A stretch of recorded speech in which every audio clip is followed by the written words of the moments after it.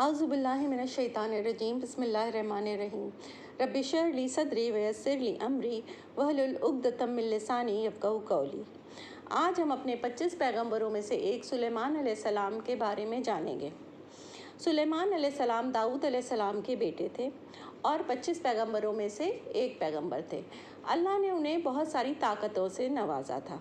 वो जिनों को काबू में कर लेते थे, उनको हवा पर काबू था।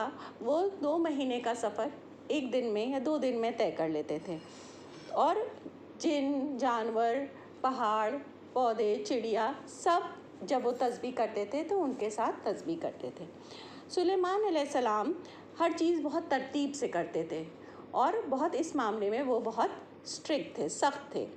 तो वो अपने जिनों से और जानवरों से और सबसे जो भी काम करवाते थे, वो लोग डर के मारे वो सारे काम करते रहते थे।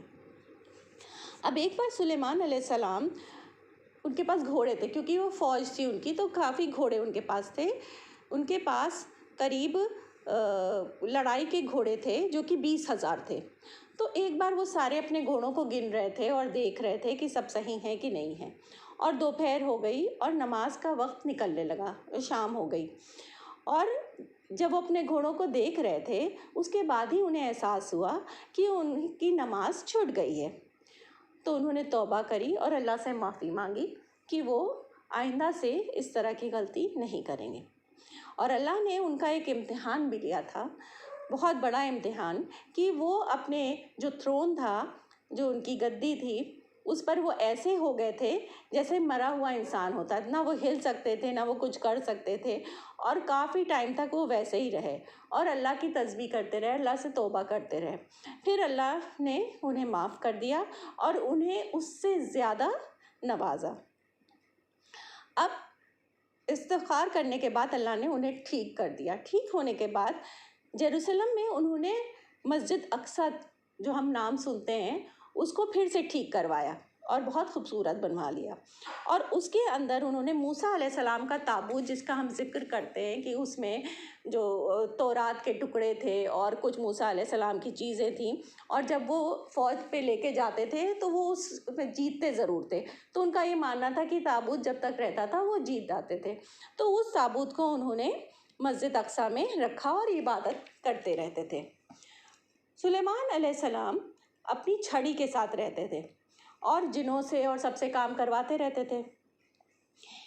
अल्लाह ने कहा कि सब कुछ जानते हुए भी लोग बहुत कुछ आगे का नहीं जानते हैं। एक दिन मौत के फरिश्ते आए और सुलेमान अलैहिस्सलाम की रूह को अल्लाह के पास ले गए और वो भी तब तक स्टिक के साथ वो खड़े हुए थे और सब जिन और जितने लोग काम कर रहे थे उन सबको लग रहा था कि सुलेमान अलैहिस्सलाम ज़िंदा है, क्योंकि वो स्टिक के साथ खड़े हुए थे। लेकिन एक छोटा सा चींटा जो उनकी लकड़ी को खाए जा रहा था, उसको पहले पता चल गया कि सुलेमान अलैहिस्सलाम ज़िंदा नहीं हैं। जबकि जितने बड़े बड़े जिन और ताकतवर जितने लोग थे, वो कोई नहीं जान पाए कि सुलेमान अलैहिस्सलाम अब ज़िंदा नहीं हैं। फिर जो चींटा उस छड़ी को खा रहा था, खाते खाते एकदम से छड़ी गिर पड़ी ज़मीन पे और सुलेमान अलैहिस्सलाम भी नीचे गिर पड़े। ये देखकर जब जिन्होंने ये देखा कि सुलेमान अलैहिस्सलाम नीचे गिर गए हैं और वो अल्लाह के पास चले गए हैं, तो वो ये कहने लगे कि अगर उन्हें ये पहले पता होता तो वो इतनी मेहनत ना करते, क्योंकि वो डर के मारे, सुलेमान के डर की वजह से, सुलेमान अलैहिस्सलाम के डर की वजह से वो काम में बहुत लगे रहते थे और बहुत मेहनत करते थे। उनके साथ वो बहुत सख्त रहते थे। तो उन लोग ने कहा कि अगर हम लोग को पहले पता चल जाता कि सुलेमान अलैहिस्सलाम नहीं हैं या अल्लाह के पास जा चुके हैं, तो हम इतनी मेहनत ना कर रहे होते। तो ये छोटे छोटे कई किस्से हैं। ये 7 किस्से सुलेमान अलैहिस्सलाम के हैं जो हमने थोड़ा थोड़ा करके, एक एक करके अलग अलग एपिसोड में आपको बताए हैं। और सुलेमान अलैहिस्सलाम के ये 7 किस्से के लिए आपको हमारी पिछली वीडियोस को भी देखना होगा।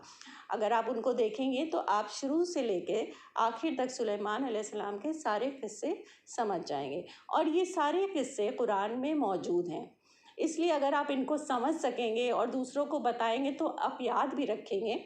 तो आप एक तरह से कुरान को समझ रहे हैं कि अल्लाह ने आपसे क्या बताया है, आपको क्या बताया है। तो हम इससे आसान तरीका नहीं हो सकता है हम कुरान को समझने का कि हम उनकी बताई हुई किस्सों को समझें। और किस्से अगर हम समझ लेंगे तो काफ़ी हद तक हमें कुरान भी समझ में आ जाएगा। इसी के साथ ये सुलेमान अलैहिस्सलाम का चैप्टर ख़त्म होता है और हम अपने पैगंबर पर आएंगे इंशाअल्लाह। तब तक के लिए अल्लाह हाफ़िज़।